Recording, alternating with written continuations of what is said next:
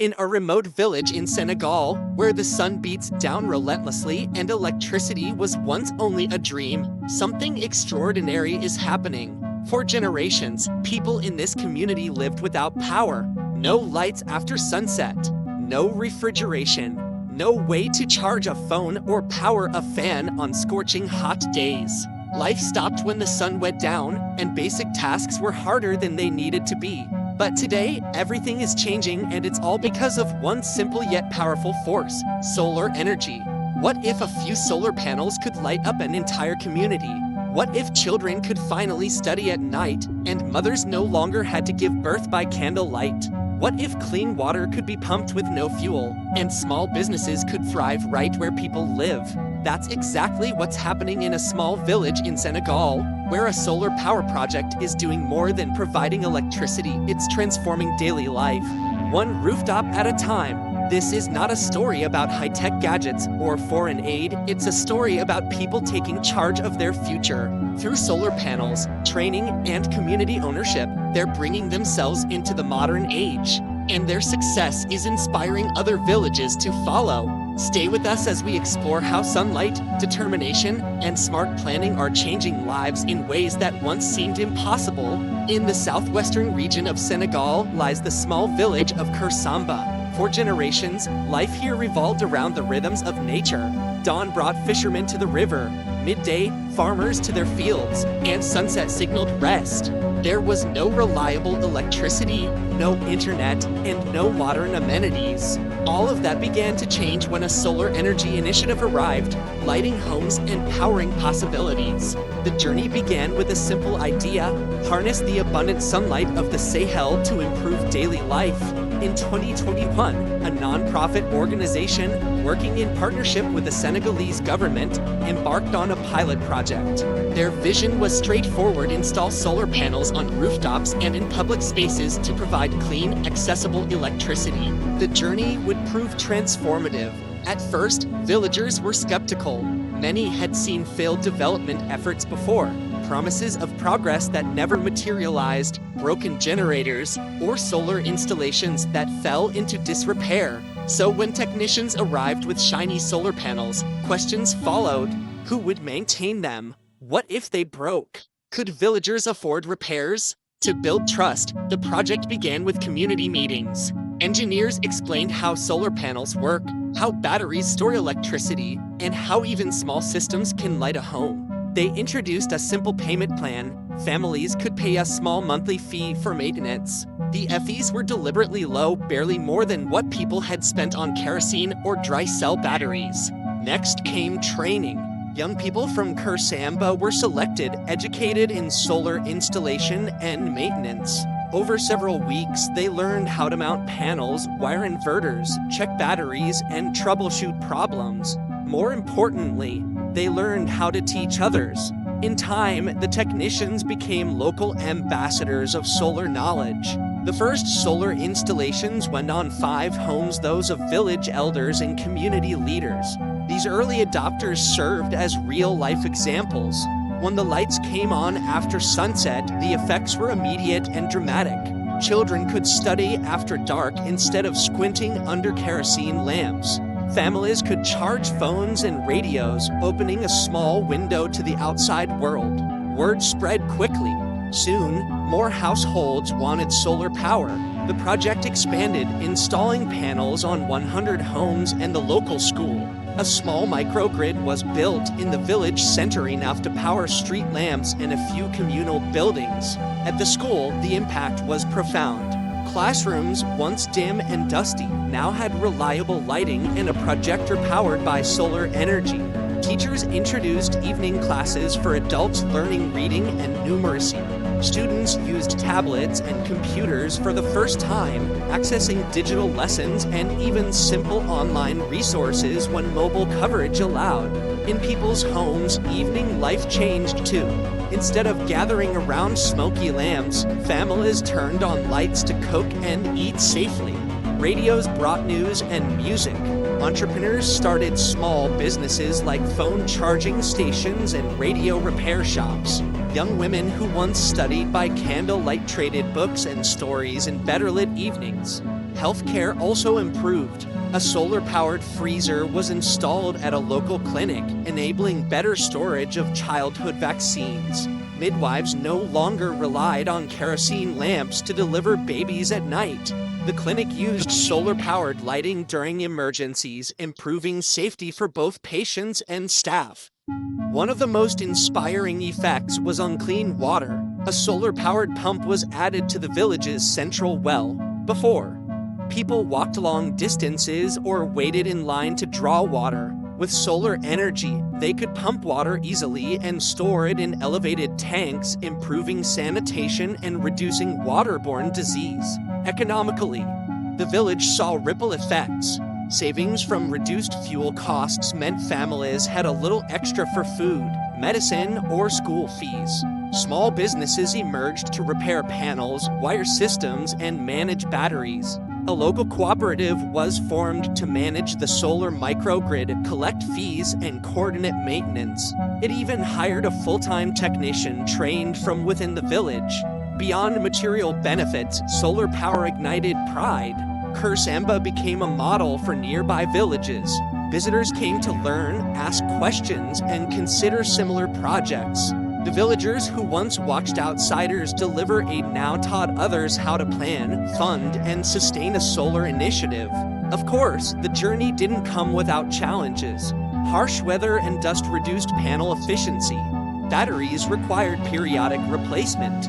Payment defaults happened sometimes when rain or poor harvests affected incomes. But the cooperative dealt with these issues by building a small contingency fund and arranging flexible payment plans. One important lesson was about planning for the long term. School teachers and elders emphasized solar education in village meetings. Youth technicians learned record keeping and basic accounting. As one local leader noted, solar is not magic, it's maintenance and community. By 2024, nearly 90% of households in Kursamba had some form of solar installation. Public buildings, schools, and clinics all relied on the microgrid. Street lamps lit walkways and markets. Even a small internet hotspot powered by solar-enabled villagers to connect online occasionally. The transformation reshaped daily life. A mother described evening routines. Our children can now read after sunset without tripping over goats. We talk, do homework, and plan together. A teacher added, attendance improved. Students are excited to learn. At the clinic, midwives reported fewer complications at night. Water access became simpler and cleaner. Health statistics showed fewer cases of diarrhea and waterborne illnesses. The local economy grew with new ventures in food processing, phone charging, and minor repairs. Village men and women alike started using solar-powered sewing machines and grain grinders. But one of the most striking changes was intangible, the hope of possibility.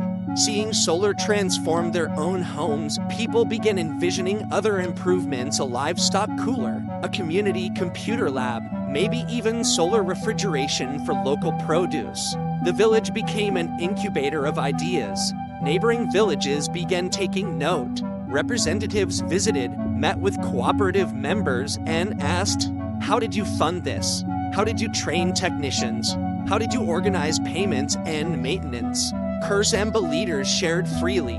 The Senegalese government and NGOs began replicating the model in dozens of villages across the region. The ripple effect spread beyond homes and infrastructure.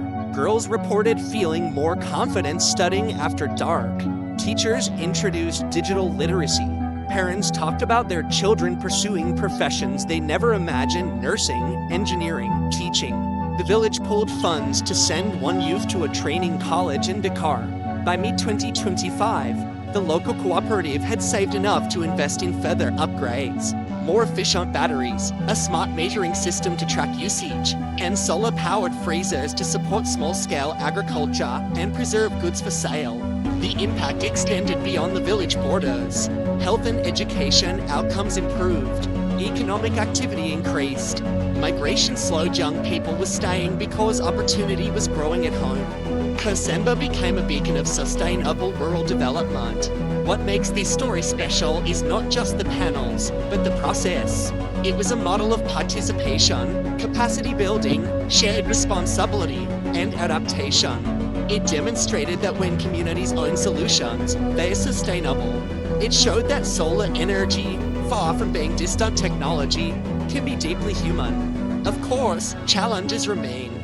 Climate-related extreme heat can stress batteries. Ensuring financing for future replacements demands vigilance. And connectivity remains limited outside mobile phone ranges. But the cooperative plans to negotiate with telecom providers for a dedicated tower. They are also exploring solar-powered irrigation to boost local farming. The story of Kurasamba reminds us of a simple truth. Access to energy can be a foundation for smarter health systems, better education, safer streets, thriving micro-businesses, and stronger community identity.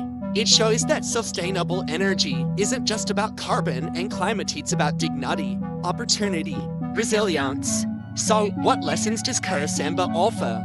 First, match energy solutions to local culture and needs. They didn't import foreign technicians, they trained local youth. Second, enable local ownership. The cooperative ensured responsibility and shared investment. Third, plan from aid, unearns, and financing not once, but long-term. Fourth, integrate energy with other services, water, health, education, business. As the sun sets over Senegal today, and the panels on Kursamba's rooftops catch their last golden rays, they are not just telling time, they are telling stories of mothers helping children study, of nurses delivering babies safely, of entrepreneurs launching phone charging kiosks, of neighbors gathering to talk by streetlight. And when morning comes, the solar modules will silently begin their work again, pumping water, charging batteries, powering lights in school, clinics, shops. Day in, day out, Kurasamba proves that sustainable, community-led solar power can light more than homes, it can illuminate futures. This story continues beyond Senegal. It is one of many around the world where simple, scalable, culturally rooted, community-owned solar energy is unlocking human potential. It's a call to rethink what development looks like when it is powered by the sun and by the people who live by its light. In Kurasamba, solar energy did more than replace kerosene lamps. It brought the village into a new age where evenings are productive, children are learning, lives are healthier, and hope is bright. So if you're passionate about renewable energy, education, rural development, or community empowerment, take note. The story of a small village in Senegal shows how light, training, and belief can transform the future. Even faceless, unseen, an observer of Kurasamba today would see change. Solar panels glinting on rooftops, streetlights glowing after dark, women grinding grain by electric mill, children reading under bright lids. That is modernity grown from shared vision and powered by the sun. As we look ahead, the next chapters will be written by people from Kurasamba themselves. They will decide whether to expand into agro-processing, digital services, even solar-powered transport. This story reminds us that energy is not just a technical issue, it's a gateway to dreams. And in a small village far from city lights, solar power helped light the path to those dreams.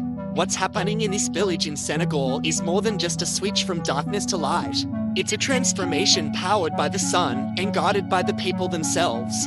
Where there were once kerosene lamps and silent nights, now there are bright classrooms, humming clinics, and dreams that stretch far beyond the village borders. Children are learning, families are saving, and a new generation is growing up with access to tools that once felt out of reach. This is not just about technology, it's about empowerment. It shows what's possible when communities are given the tools and training to build a better future. Solar energy didn't just change how the village uses electricity. It changed how people see themselves and their future. And the story doesn't end here. What started with a few panels on rooftops is inspiring others across Senegal and beyond. It's a reminder that real progress doesn't always come from outside, it grows from within, when people are given the power to lead their own change. As the sun rises and sets each day over this village, it's not just lighting homes, it's lighting the path forward, a path built on resilience, learning, and the simple power of community. This is how a village stepped into the modern age quietly, steadily, and powered by the sun.